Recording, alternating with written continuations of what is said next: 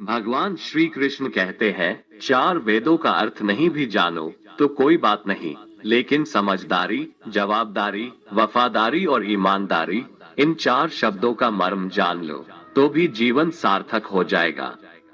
दीपक का जीवन इसलिए वंदनीय नहीं है कि वह जलता है, बल्कि इसलिए वंदनीय है कि वह दूसरों के लिए जलता है, दूसरों से नहीं जलता। हमारी आस्था की परीक्षा तब होती है जब हम जो चाहे वो न मिले और फिर भी हमारे दिल से प्रभु के लिए शुक्रिया ही निकले।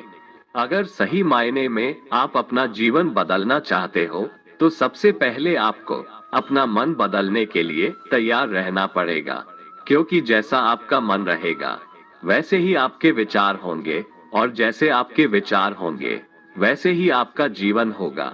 नीच विचार रखोगे तो नीच बन जाओगे, अच्छे विचार रखोगे तो ऊंचाई पर जाओगे। विश्वास किसी पर इतना करो कि वो तुम्हारे साथ छल करते समय खुद को दोषी समझे, और प्रेम किसी से इतना करो कि उसके मन में सदैव तुम्हें खोने का डर बना रहे। भगवान श्री कृष्ण कहते हैं, व्यक्ति को सदैव बुराई से बचकर रहना चाहिए। अगर कोई बुरा कर्म करता है तो वह कर्म उसको अपने जीवन में भोगना ही पड़ता है। जिस प्रकार सैकड़ों गायों के बीच बछड़ा अपनी माँ को खोज लेता है, ठीक उसी प्रकार कर्म का फल आपको हजारों के भीड़ में भी खोज लेगा। माधव कहते हैं, किसी जीव को कष्ट देकर आप मुझे खुश नहीं देख सकते हो। श्री कृष्ण जगत के स्वामी है, वह कण कण में निवास करते हैं। छोटे से छोटे जीव के हृदय में ईश्वर का वास होता है। उस जीव को कष्ट का अनुभव होना ईश्वर को कष्ट का अनुभव कराता है। इसीलिए किसी भी जीव को कष्ट देना ईश्वर को कष्ट देने के समान है। मृत्यु एक अटल सत्य है जिसे कभी बदला नहीं जा सकता है। इस संसार का जब से निर्माण हुआ है तब से जन्म मृत्यु का चक्र चलता आ रहा है। जिस प्रकार मनुष्य अपने पुराने वस्त्रों को त्याग कर नए वस्त्र धारण करता है, ठीक उसी प्रकार आत्मा पुराने व्यर्थ शरीर को त्याग कर नए शरीर को धारण करती है। ये प्रकृति का नियम है। इस सत्य को स्वीकार करके भयमुक्त होकर आज में जीना चाहिए। ज्ञानी व्यक्ति ना तो मरने वाले का शोक करते हैं और ना ही उनका शोक करते हैं जो अभी जिंदा है, क्योंकि वो जानते हैं जो मर गया वो फिर से जन्म लेगा, और जो जिंदा है वो एक दिन जरूर मरेगा।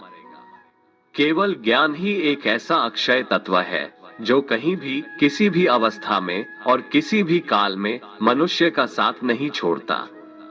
धरती पर जिस प्रकार मौसम में बदलाव आता है, ठीक उसी प्रकार जीवन में भी सुख दुख आता जाता रहता है। युद्ध हो या जीवन, सफलता केवल तीन शस्त्रों से प्राप्त होती है: धर्म, धैर्य और साहस। कोई भी मनुष्य जन्म से नहीं बल्कि अपने कर्मों से महान बनता है। कुछ पाना है तो खुद पर भरोसा कीजिए, क्योंकि सहारे कितने भी सच्चे और अच्छे हो, साथ छोड़ ही जाते हैं। मित्र गरीब है या अमीर मायने नहीं रखता, बल्कि वो आपके बुरे समय में आपका साथ कितना देता है यह मायने रखता है। धर्म चाहे जो भी हो, अच्छे इंसान बनो, हिसाब तुम्हारे कर्म का होगा, धर्म का नहीं। खुशी के लिए काम करोगे तो खुशी नहीं मिलेगी, लेकिन खुश होकर काम करोगे तो खुशी जरूर मिलेगी। जब आप दूसरों के लिए अच्छा चाहते हैं तो वही अच्छी चीजें आपके जीवन में वापस आती है। यही प्रकृति का नियम है। आपका मूल्य इससे तय नहीं होता कि आप क्या है, यह इससे तय होता है कि आप खुद को क्या बनाने की क्षमता रखते हैं। हंसता हुआ मन और हंसता हुआ चेहरा, यही सच्ची संपत्ति है। मनुष्य हमेशा अपने भाग्य को कोसता है, ये जानते हुए भी कि भाग्य से भी ऊंचा उसका कर्म है जो उसके स्वयं के हाथों में है। कमियां भले ही हजारों हो तुम में, लेकिन खुद पर विश्वास रखो कि तुम सबसे बेहतर करने का हुनर रखते हो। जितना इंतजार परमात्मा आपसे करवा रहा है, समय आने पर वो इतना देगा कि संभाल भी नहीं पाओगे।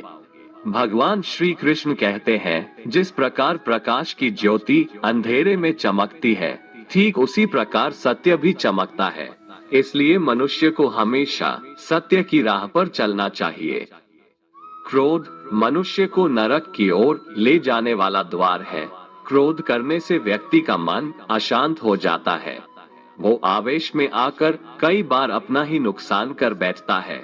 भगवान श्री कृष्ण कहते हैं, मनुष्य को क्रोध करने से बचना चाहिए। कितना भी गुस्सा आए, स्वयं को शांत रखने का प्रयास करें। दूसरों का भला करने वाले मनुष्य को हमेशा कष्टों का सामना करना पड़ता है, क्योंकि हमेशा फल देने वाले वृक्ष को भी पत्थरों की मार सहनी पड़ती है। सत्य से कमाया धन हर प्रकार से सुख देता है, छल कपट से कमाया धन दुख ही दुख देता है। चुप रहने से बड़ा कोई जवाब नहीं, और माफ कर देने से बड़ी कोई सजा नहीं होती। जब मेहनत करने के बाद भी सपने पूरे नहीं होते, तो रास्ता बदलिए, सिद्धांत नहीं, क्योंकि पेड़ भी हमेशा पत्ते बदलता है, जड़ नहीं। किसी की संगत से आपके विचार शुद्ध होने लगे तो समझ लेना वह कोई साधारण व्यक्ति नहीं है। आपका कठिन समय ही आपको मजबूत बना देता है। एक समझदार व्यक्ति वही है जो दूसरों को देखकर उनकी विशेषताओं से सीखता है, उनसे तुलना और ईर्ष्या नहीं करता। संबंध बड़ी बड़ी बातें करने से नहीं, छोटे छोटे भाव को समझने से गहरे होते हैं। यदि सब कुछ खोकर भी आप में कुछ करने की हिम्मत बाकी है, तो समझ लीजिए आपने कुछ खोया ही नहीं। कर्म ही सबसे बड़ा धर्म है।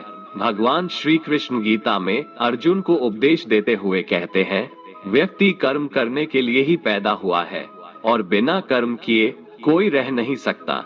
मनुष्य को परिणाम की चिंता किए बिना अपने कर्तव्यों का पालन करना चाहिए।